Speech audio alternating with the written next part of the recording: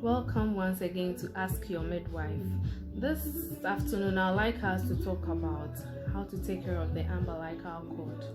The umbilical cord, most mothers know about it, including most fathers.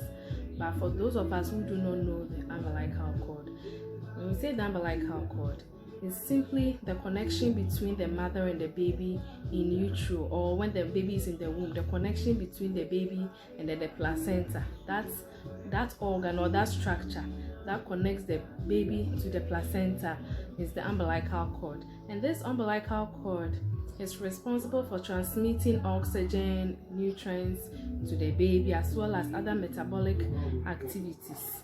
Okay, when the baby is in utero. Now, with the care of the umbilical cord, we have immediate care and then subsequent care. With the immediate care, mostly taken care of by the health worker, that is at birth or at where the woman delivered. So, with the immediate care, we are saying that about 1/3 of the baby's blood is in the placenta at birth. So, it helps as soon as the baby is born. There's no need for the midwife to immediately clamp and cut the cord if the baby has no issue with spontaneous respiration. Let me hammer on it again. If the baby has no issue of spontaneous respiration, the baby is able to establish good respiration at birth. Well, how do you know that baby has established good respiration? That is, as soon as the baby is born, the baby is supposed to cry. And the cry helps the lungs to what? Expand. And then more oxygen being able to rush into the lungs for baby to what? Naturally what? Or physiologically establish respiration.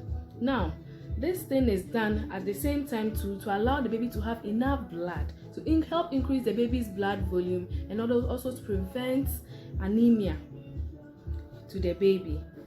Okay, then we are saying that it also helps to expand the baby's lungs and are ready for respiration. So that is the immediate care. And also with the immediate care, we are saying that if you quickly clamp and cut this cord, it will deprive the baby of what? Enough oxygen, as I said earlier. Therefore, it is the responsibility of the midwife to wait for less pulsation of the cord before what? Clamping and cutting the umbilical cord. Okay. With the subsequent care, this one,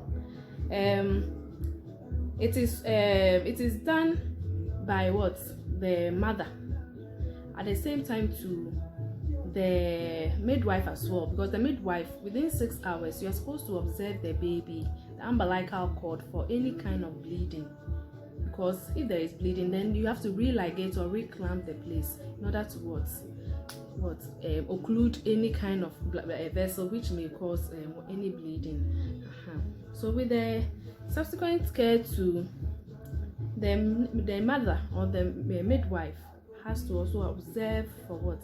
Inflammation, any offensive discharge. And this subsequent care is very, very, very necessary during the pepperal period.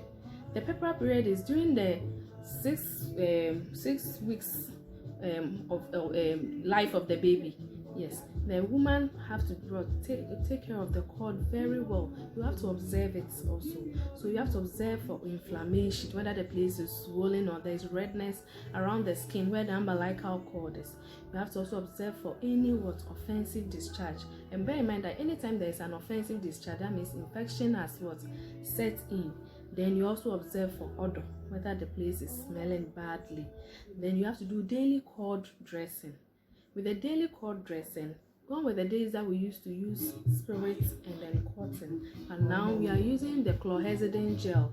You do it under aseptic technique. Aseptic technique simply means you, the caretaker, whether it's your mom, whether it's your grandma, whether it is you yourself, or whether whoever is going to take care of the baby must wash his or her hands with soap and water. Soap and water takes about 99.9% of germs from our hands. Okay, then you apply the chlorhexidine gel. You start from the base, then that's the base, that's the skin where the umbilical cord is. Then to the cord, to the tip. Yes. So you do this every day. Now, When a baby is born, we observe the baby for 24 hours. After 24 hours, that is where we do our first baby bath. The first baby bath is done where you delivered, either a maternity home, a hospital, a polyclinic, or whether a TBA that did the delivery, they have to do, or a skillful person needs to do the first baby bath.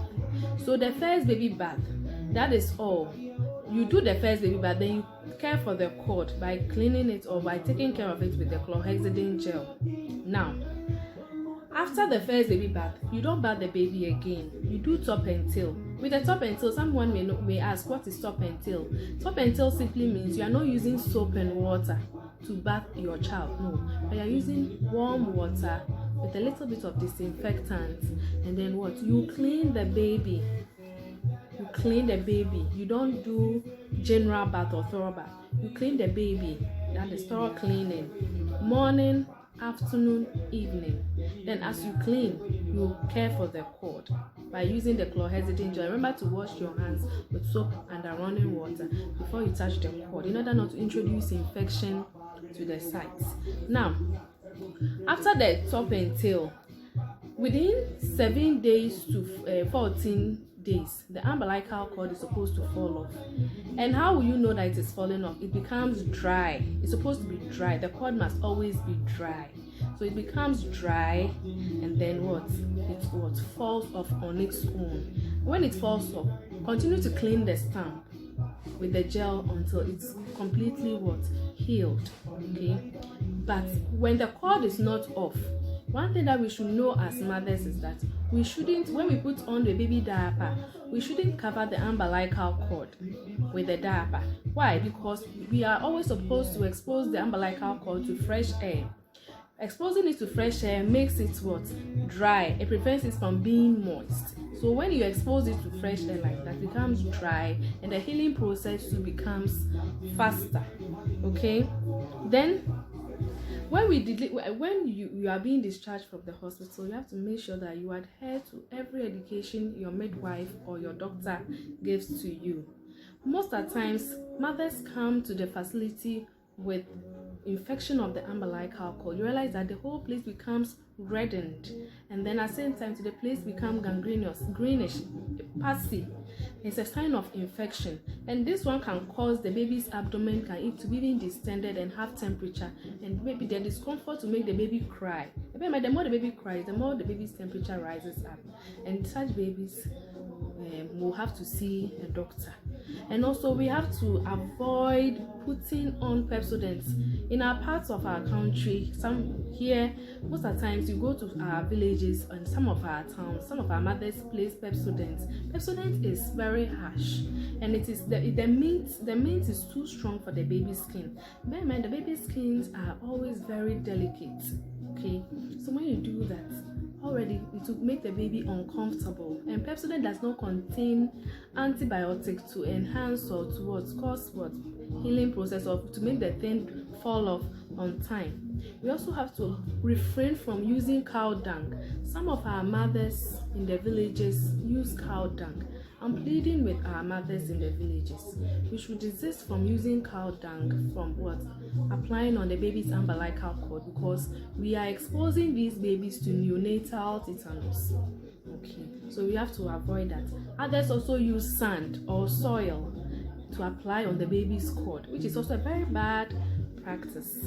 Aside that, what I can also say is that if you are a mother, you are having your baby and you know the general condition of your baby. So if you identify any deviation from the normal, don't sit at home. Quickly rush to the nearest health facility for early reporting, so that the midwife will assess your baby.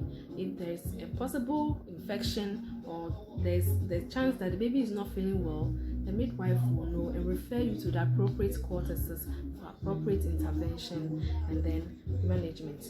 Aside that too, the chlorhexidine gel, let's not forget that it is not food, it is medicine. So as soon as you get it, ensure that you check the expiration date.